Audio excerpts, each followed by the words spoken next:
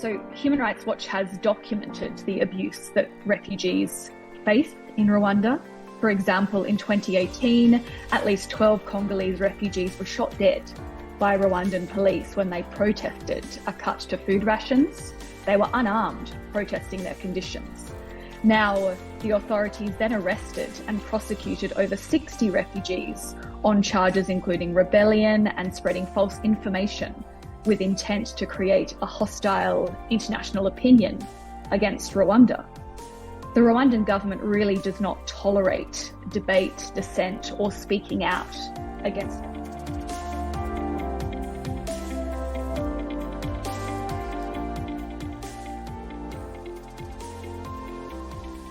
Hello and welcome to the Still We Rise podcast. I'm your host Nathan. You're joining us at a precarious time for human rights in Britain, particularly alarming for people seeking asylum who have to endure hostile demonstrations outside their hotel accommodation by far-right protesters who've been emboldened by the Home Secretary Suella Braverman's inflammatory language. So not only does the hostile environment endure, this week we learned that the asylum backlog has risen to 166,000. So almost 110,000 people have been waiting for an initial decision on their claim for over 6 months. The figures also show that in 2022, the Home Office only managed to process 23,000 claims. So how do they plan to resolve this? Well, the Home Office has announced plans to streamline the system by scrapping interviews in some cases. So instead of face-to-face interviews, some 12,000 people from Afghanistan, Eritrea, Libya, Syria, and Yemen will fill in a 10-page questionnaire in English, which they're mandated to return to their Home Office within 20 working days. The move aims to reduce the backlog, which Prime Minister Sunak wants to see largely eradicated by the end of this year. It isn't quite clear what sort of assistance is being availed to these claimants in terms of translation and legal advice. So amidst all these changes, the Rwanda plan is an albatross around every person who arrives in Britain without prior authorization. The High Court late last year deemed that the Tory government's plan is actually legal, and it puts Britain on a similar path to that taken by the Australian government in outsourcing the processing of refugees to the Pacific islands of Nauru and Manus in their case. So now we know that on those islands, the United Nations recorded incidents of violence, systemic sexual abuse of children, inadequate medical and physical care, and regrettably, several suicides. And at what cost? Independent analysis shows that it cost 400,000 Australian dollars to keep an individual asylum seeker on Nauru per year. And so today we're looking at Britain's diminishing rights record through the lens of Human Rights Watch, whose work across the world is well established and respected. Joining us to talk about these issues, I'm pleased to welcome Dr. Emilie McDonnell, the UK Advocacy and Communications Coordinator at Human Rights Watch. So welcome, Emilie. Thank you so much for having me, Nathan. Pleasure to speak with you. No, we're really grateful you could come on. So let's get straight into it.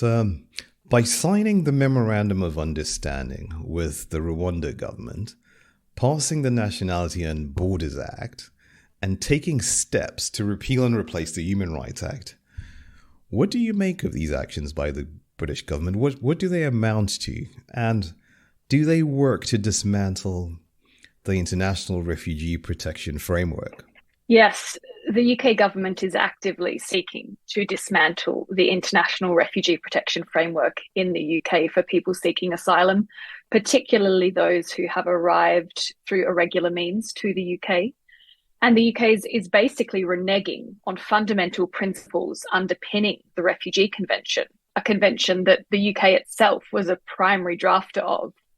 You mentioned the Nationality and Borders Act, which, as it was going through Parliament, was fittingly dubbed the anti-refugee bill by the sector. Now this criminalises seeking asylum, discriminates against refugees based on how they arrived, authorises pushback of boats in the channel, and provides for offshore processing, which has now come to life with the Rwanda scheme.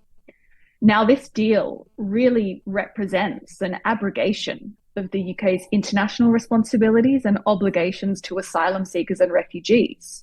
And as I'm sure we'll discuss, Nathan, Rwanda cannot be deemed a safe third country. And then, of course, we have the potential repeal of the Human Rights Act, which will not only have a huge impact on asylum seekers, but will significantly weaken human rights protections for all in the UK. And just to add, this attack on the rights of asylum seekers and refugees, alarmingly, we now have the Home Secretary and the government considering bringing in an immigration bill that would prevent anyone who arrives irregularly to the UK from being able to claim asylum and removing their ability to appeal their removal. So this is it'll be a further breach of the UK's obligations under international refugee law. I mean, what comes out very clearly from what you're saying is, are we at the stage where we possibly should contemplate that this convention may be rewritten and Britain will lead that charge to do that? Because if it is the case that people who are deemed by the UK to arrive irregularly and they're criminalised, that sort of waters down completely refugee rights.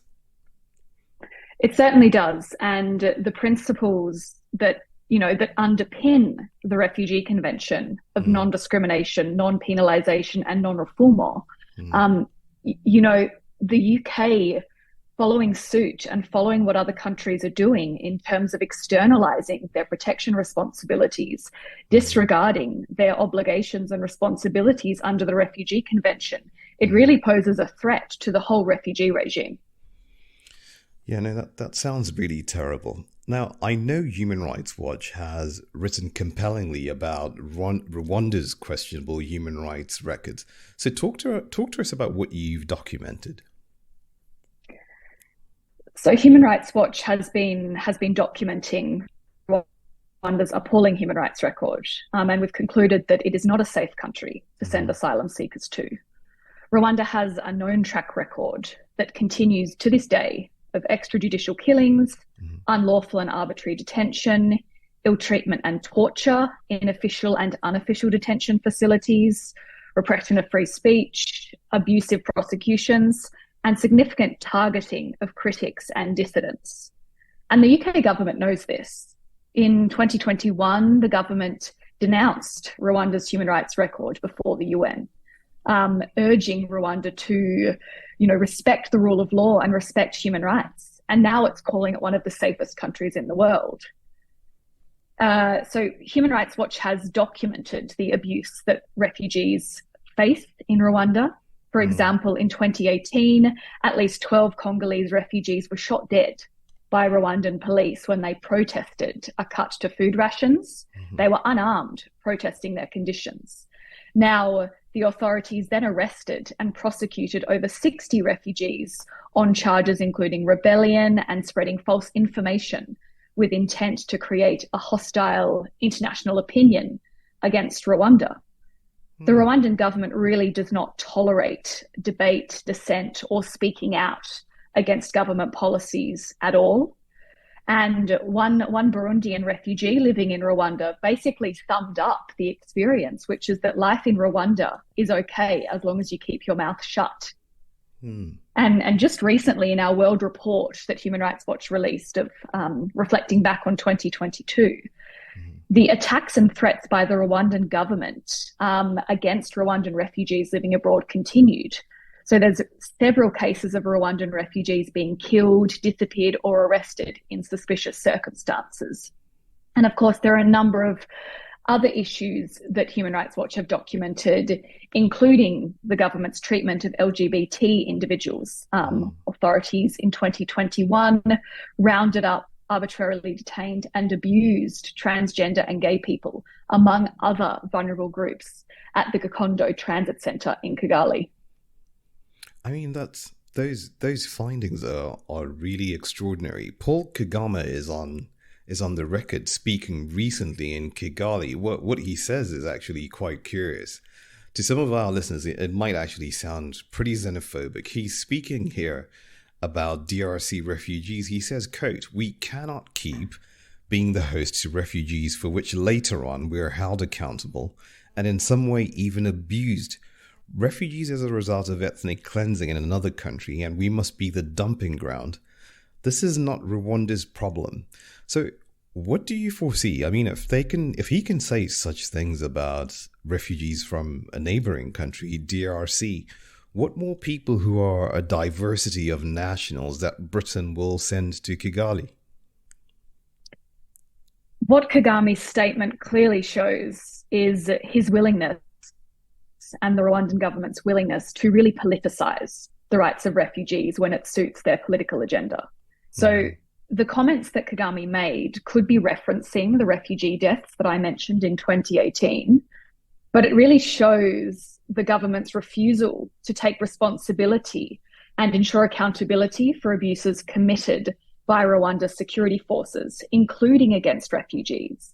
Now, we have a UK government that is willfully ignoring the facts on the ground and is whitewashing Rwanda's human rights record to justify its conclusion that Rwanda is a safe third country, and by referring to the fact that Rwanda has a strong track record of hosting refugees, for example, from the Congo.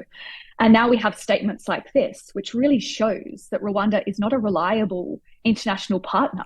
The UK cannot rely upon Rwanda's assurances that it will and can ensure the safety of asylum seekers sent there, because as Kagame and the Rwandan government choose, they can politicize this issue and the rights of refugees as they see fit. Yeah, they're not only whitewashing Rwanda's human rights record. I mean, this is transactional because the British government is paying hundreds of millions of pounds. What do you make of that? This is a very common trend that we're seeing in terms of externalization strategies. And it's exactly the same model that Australia uses, which is wealthy countries paying other countries, usually with significantly lower GDPs, who are in need of development aid, who will agree to this deal and will agree to house and process asylum seekers and refugees. And the power imbalance of these deals is very stark. Yeah, now, Emily, you have experience of setting up and running a refugee service, which you did in Tasmania. The Rwanda plan appears to be modeled on Australia's policy of processing asylum claims in Nauru and Manus Islands.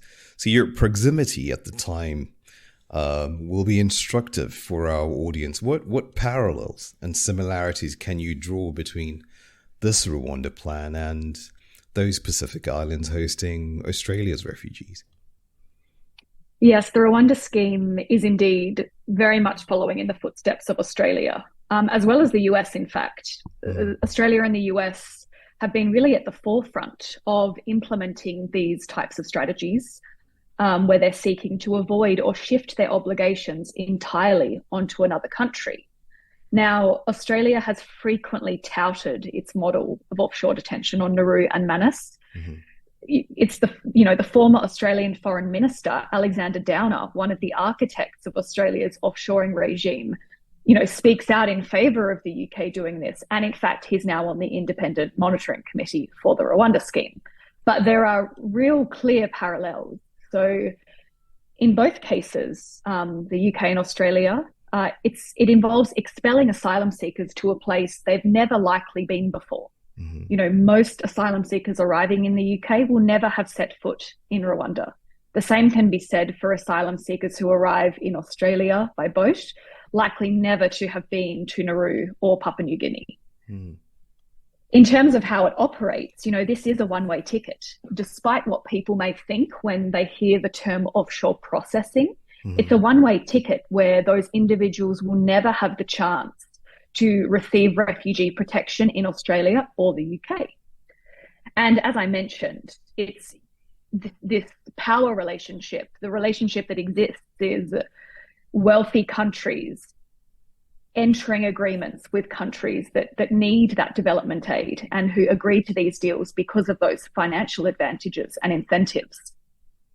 And these are places where international human rights and refugee standards will not be met. There are a lack of adequate safeguards. And as we've seen in the Australian context, and which is now the same in the UK, is they're introduced to deter asylum seekers from arriving in the country by boat, and they completely remove or limit the chance to ever resettle in that country. I mean, that's extraordinary. I don't think that that's been particularly clear, at least in the UK media, that this is a one-way ticket. It's been made to seem like that this is just processing in Rwanda, and that there is a prospect of coming back to the UK if you're found to have a valid claim. So that isn't the case, and that wasn't the case in Australia either. So it's certainly not the case in the UK. Rwanda is responsible for doing all of the refugee status determination. If the individual is found to be a refugee, they will receive refugee status and remain in Rwanda, and Rwanda will otherwise handle their rejected claim. So the individual who is expelled to Rwanda will never have the chance to have their protection claim or to receive refugee status and safety in the UK. And in Australia, initially, there was the possibility for resettlement back to Australia, but in 2013, as part of another iteration of policies that came through, it was declared that no one who arrives by boat will ever resettle in Australia. So from that point, individuals who were sent to Papua New Guinea and Nauru for offshore processing, they will never be allowed back into Australia in terms of permanently resettling there. And what we have now is individuals who've been resettled to other countries, including the US. And the Australian government recently agreed with New Zealand that a number of individuals on the Pacific Islands that Australia had sent there for offshore processing would be then resettled in New Zealand. Okay. And in terms of processing times of those individuals whilst they're on those islands, what has Human Rights Watch found about the impact that the long periods of time that they spend on those islands, which they never envisaged they would go to, has on those people who are essentially just seeking sanctuary? Look, Nathan, we're coming up at the 10th anniversary of Australia's offshore regime on Nauru and Papua New Guinea, and it has caused immense suffering over years and widespread human rights violations. So the indefinite detention and just the conditions took a really devastating toll on the physical and mental health of refugees and asylum seekers there. 12 people have died since the policy began in 2013. Men, women, and children have suffered inhumane treatment, medical neglect. And as you mentioned, years of indefinite detention have led to suicides, and there's been an epidemic of self-harm. And you also made reference to the widespread violations against women, including sexual assault, harassment, attempted rape. And, we have been telling and urging the UK not to go down this route, to learn the lessons from this. Australia has faced years of international condemnation. And not only was it ineffective, it was incredibly and is incredibly expensive and has faced numerous legal challenges.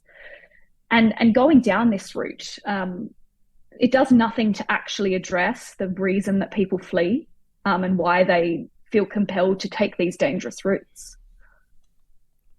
Yeah, it's incredibly dispiriting that rich countries are capable of doing such things, in the process trashing their own reputation. So let's look at what the migration sector is doing in the UK, because a lot of legal challenges have taken place here. And in the High Court last year, the whole Rwanda plan was challenged, but it was found to be legal. Given the background that you've given of what happened in Nauru and Manus, having gone through the reasoning of the judges here in the UK, what's your analysis of their reasoning and how this can possibly be legal given the Refugee Convention? So yes, the decision in December from the High Court was very disappointing, generally speaking. It found that the general policy, so the lawfulness of the scheme on the whole, to send asylum seekers from the UK to Rwanda was consistent with the Refugee Convention and other obligations imposed by the UK, imposed on the UK government. But it did find that in the individual cases, the government had failed to properly consider their individual circumstances. So those decisions were set aside, and the Home Secretary has to remake their decisions because the decision-making was flawed. Now, unfortunately, it's not surprising that the court held that way on the general policy. But it says a lot that in all of the individual cases, it wasn't done lawfully, which means basically if the policy ever gets off the ground, that every decision will very much need to properly assess the individual circumstances. Otherwise, it will be subject to judicial review. This, given it's such a crucial case with huge implications, this is likely to go all the way up to the European Court of Human Rights. It has been appealed, and the appeal was granted in January. Now, in terms of the decision itself, it is very disappointing because, as we've been clear, and from what we've documented, Rwanda is not a safe third country. The assurances given by the Rwandan government, as we just discussed, Kagame and his regime cannot be considered a good faith partner. And there were some very alarming conclusions in the judgment. For example, that the High Court didn't find it relevant that refugees were killed in 2018, and the circumstances that led to their protests would not be repeated because the UK has this scheme and they have this memorandum of understanding with the government. They've been given a lot of money. There's a complaints mechanism. However, there is absolutely no way that an independent monitoring mechanism can be effective in Rwanda. As I alluded to, this is a space where political opposition, civil society, and media remain absolutely closed and hostile to all scrutiny. So independent oversight just can't be ensured. Now, we know from Australia that refugees, they routinely spoke out and protested against their conditions. But in Rwanda, asylum seekers they'll be at risk of abuse if they speak up about their treatment or their conditions. So they either speak out and potentially face this risk, or they can be forced to self-censor. And more principally, beyond our grave human rights concerns with the conclusion of safe third country processing, is that the UK High Court is allowing the UK to abrogate its responsibilities under the Refugee Convention. It's allowing to shirk them onto Rwanda, onto another country, instead of handling the claims itself, which is really no solution to fixing the broken asylum system or delivering a system that is fit for purpose. I mean, somebody who's listening to that, who questions why the UK is doing this, might posit a question there, Emilie, and say, is the framework and the tenets of the Refugee Convention itself, are they inadequate in that they're not really binding? Because it appears on the face of it as if there's like some margin of appreciation where individual states can interpret the convention in the way that suits them. In international law, states can send asylum seekers to safe third countries, and that is compliant with the Refugee Convention. However, you can't send it's very clear that you can't send asylum seekers to states that do not meet the criteria for a safe third country, which Rwanda cannot. Now, some of them are obviously responsibilities. They are softer principles and norms, but the International Refugee Convention imposes clear obligations on the UK, as does the European Convention on Human Rights, as does the Human Rights Act, that you cannot send individuals to a place where they would be at risk and face serious harms. So it's very clear, and these are very binding obligations on the UK not to do this. Yeah, so in essence, this judgment drives a coach and horses through the whole international refugee protection regime. It is really striking the core principles of the refugee protection regime, and more broadly, the principles of global responsibility sharing, which is what we've discussed. Wealthy countries, instead of processing asylum claims in their territory, and abiding by, the fact that individuals should only be removed to countries that they have a meaningful connection to. They shouldn't be removed to a state that they've never even been through. That we have wealthy countries completely abrogating their responsibilities and closing their doors. And the very concerning implication of this is that it gives this is what the High Court found.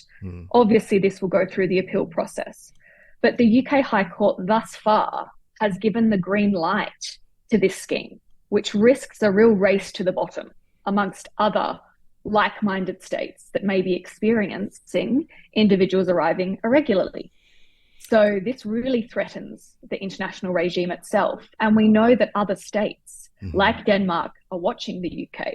They're wanting to see what the UK courts will say. And if they deem them lawful, this really opens up for more and more states shifting their responsibilities onto states in the global south. And do you think this will have the effect of emboldening despotic regimes as well to act even worse now? Because countries which used to take refugees from all over the world, like the UK, are abrogating on their obligations to do so. Absolutely. We have already seen countries that disproportionately shoulder responsibility for the majority of refugees reneging on their obligations. Human Rights Watch has documented many times how Turkey is pushing back asylum seekers at its borders and expelling them and refouling them. But in addition, if we think beyond refugees and asylum seekers, the fact that the UK is so happy to sideline and disregard respect for international norms, international standards, signals to other states and serial violators of human rights that they too can disregard their international obligations if it suits what they politically want to do. Yeah. Now, let's move on to talking about something that's really contentious, but would be really helpful for our audience to understand what Human Rights Watch makes of this. Can you disentangle for us? There's a lot of political rhetoric in this country around refugees making claims in safe countries. So we've seen the phenomenon of refugees crossing the channel on small boats because of a lack of safe routes. The charge from what you would say are right-leaning newspapers in the UK and media is that France is a safe country. And they argue that why don't they make claims in France? You could put that alongside what we've seen in Ukraine, where Ukrainians are crossing the border over into Poland. And Poland is a safe country, but those people from Ukraine are being given safe passage to the UK. So disentangle all of this for us. What do you think is going on?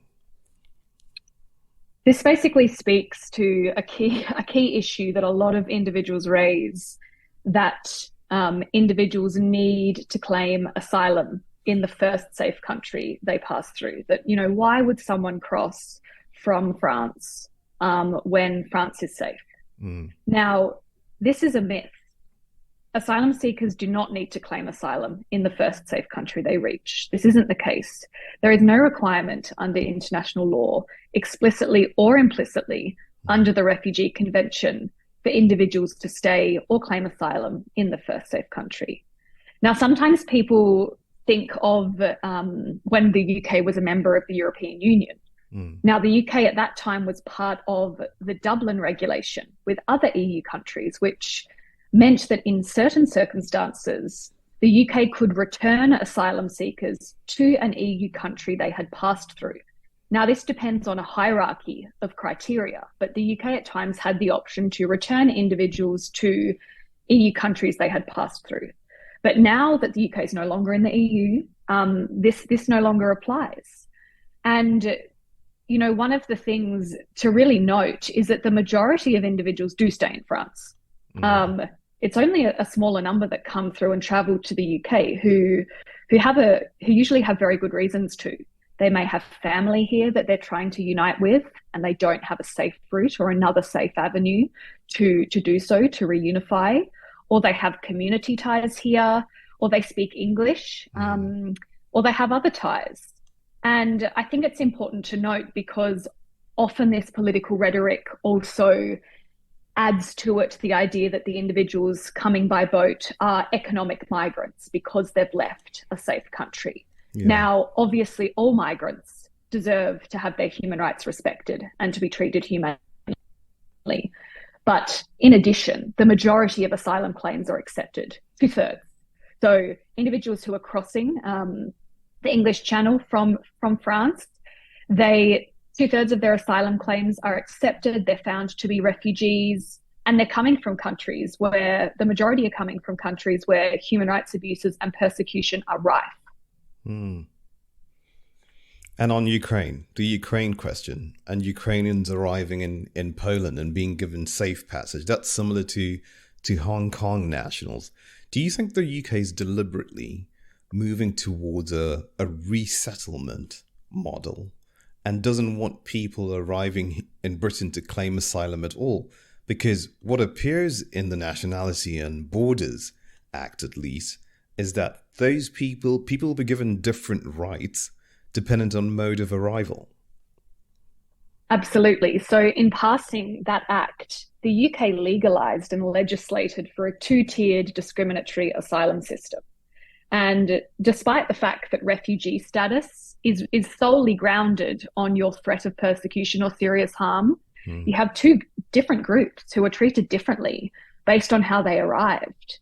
Now, the UK's response to Ukrainians and Hong Kong nationals, this is really positive, but it shows quite starkly the double standards in how we, as the UK, as well as other countries, responded to Ukrainians, but how it differs for those coming from the Middle East and Africa.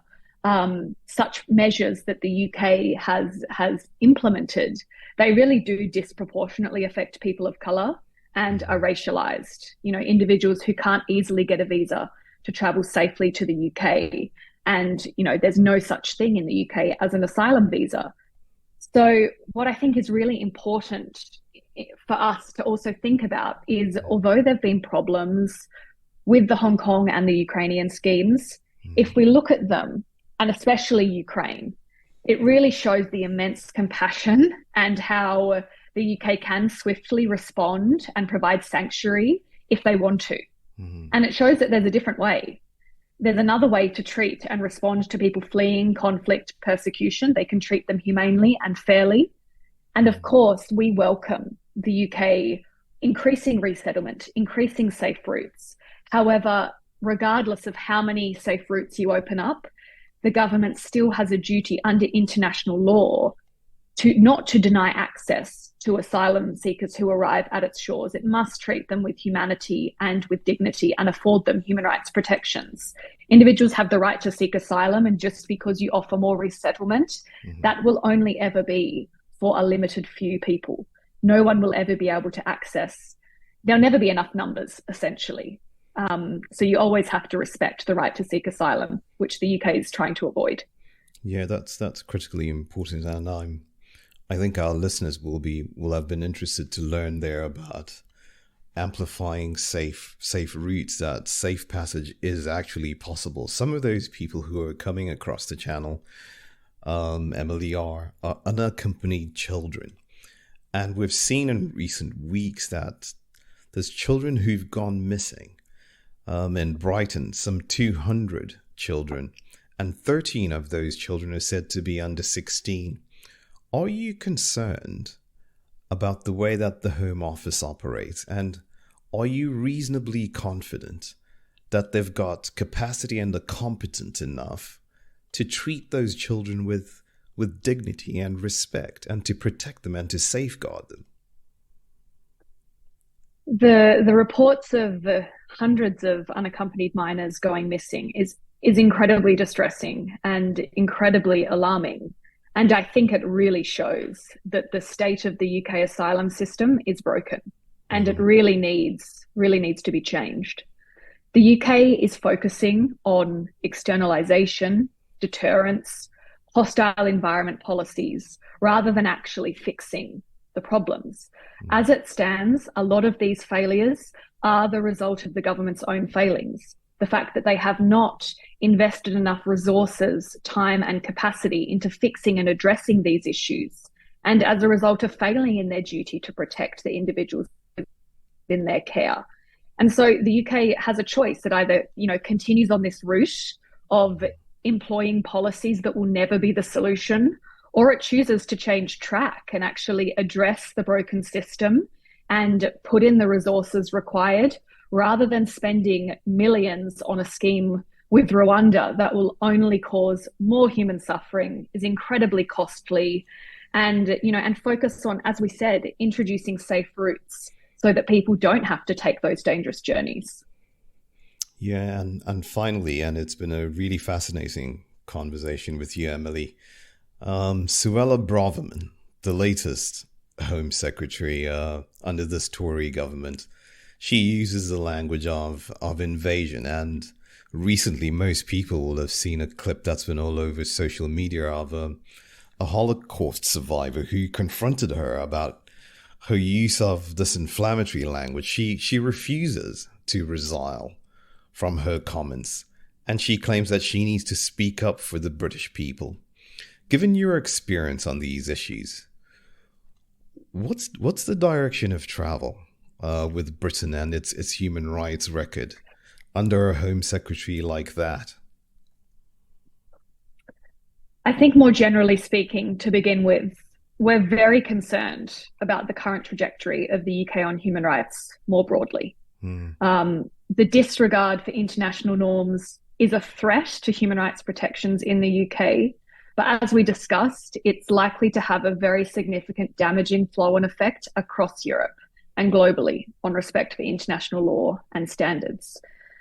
The fact that in response to the European Court of Human Rights grounding the first Rwanda flight, the UK introduced a clause into the Bill of Rights bill, which is planned to repeal the Human Rights Act, saying that the UK court can ignore interim injunctions from the European Court. This is designed to protect people from irreparable damage. And the fact that the UK is thinking of doing this really just shows, as I said, that countries and governments, the UK is sending a signal to them that they can also rip up their obligations, they can disregard them, not only when it comes to asylum seekers and refugees, but others as well. And at a time when we have, it's the 1 year anniversary of Russia's invasion of Ukraine, the defense of these international norms is really critical. And the direction is that the UK is just totally and blatantly disregarding so many fundamental norms that have previously been held to be, British values. And the fact we have a Home Secretary who uses such dangerous, inflammatory and divisive language, it really has no place in any society. It is emboldening extremists. It's othering asylum seekers and pointing them as threats, which will do nothing to create a better society in Britain. So I think that it's just, we're really gravely concerned, and all we can do is keep speaking out against it, as others are doing as well, and hope and push the UK government to change the direction of travel. Because otherwise the UK it's also tying its own hands in its ability to promote human rights through its foreign policy. The UK holds itself out as a leader to influence other countries on human rights, to propel them to be more human rights respecting. That's been one of the key things that the UK and its foreign policy seeks to do. And, this current direction means the UK will be very limited in how it can promote human rights globally. And if this Rwanda plan, if the legal challenges go all the way to the European Court, do you foresee the UK trying to pull out of the ECHR? I think that's a very real risk. I think that if the Strasbourg court blocks it, then it's been floated around that the government's considering it, and obviously nothing's confirmed. But I think that is a real risk. On that note, it's been a real pleasure speaking to you, Emilie. Thank you so much for speaking to us. Thank you so much. It's been a pleasure. Thank you. Thank you. Thank you again to Emilie for that forthright analysis, which was really instructive. The United Kingdom government has set itself on a course where it's intentionally abandoning its duties towards refugees, opting instead to create safe passage for the likes of Hong Kong nationals and Ukrainians, those who have no safe routes and risk their lives arriving on small boats face a different fate. Some, as we've heard, may even end up in Kagame's Rwanda, where Human Rights Watch has documented egregious rights violations. There was a time when Britain assured the dignity of those who fled war zones and despotic regimes. It seems no longer. Now it plans to outsource its refugees to the global south, which already hosts most of the world's refugees. There is no doubt that a lot of this deprivation of fundamental, universal human rights is morally reprehensible and will embolden autocrats around the world, further putting vulnerable people at risk. So help build awareness by sharing this episode across all of your social media platforms, and go to hrw.org to learn more about their fantastic work. Until the next episode of the Still We Rise podcast, thanks for listening and goodbye.